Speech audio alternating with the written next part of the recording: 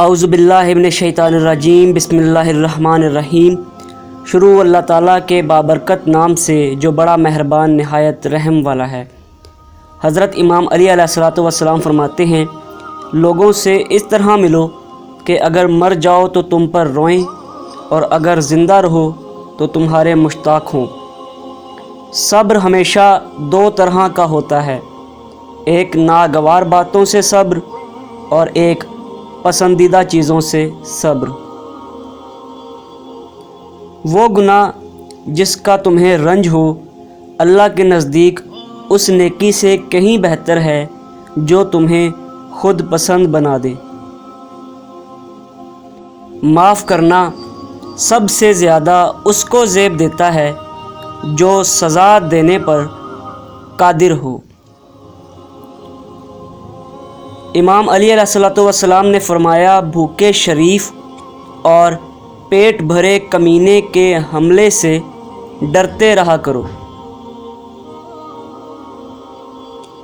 دنیا والے ایسے مسافروں کی مانند ہیں جو سو رہے ہیں اور سفر جاری ہے۔ امام علی علیہ السلام نے فرمایا، جو شخص علم حاصل کرنے میں اپنے نفس کو محنت کا عادی نہیں بناتا وہ سبقت کے میدان میں کبھی آگے نہیں بڑھ سکتا۔ اگر رزق عقل و دانشوری سے ملتا تو جانور اور بے وقوف بھوکے مر جاتے۔ درخت سے گرنے والا کوئی بھی پتا ایسا نہیں جس کا علم اللہ تعالیٰ کو نہ ہو۔ فضول گفتگو سے دو قسم کے لوگ بچ سکتے ہیں، ایک جس کے پاس علم کی کثرت ہو اور دوسرا جس کے پاس ذکر کی کثرت ہو۔ چار خوبیاں انسان کو باکمال بنا دیتی ہیں: ٹھنڈا دماغ، میٹھی زبان، نرم دل اور چہرے پہ مسکراہٹ۔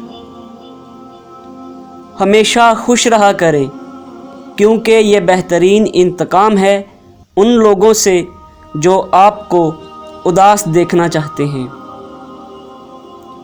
جس کو علم ہو جائے کہ اللہ بڑے غور سے سنتا ہے پھر وہ اپنی کہانی کسی اور کو نہیں سناتا۔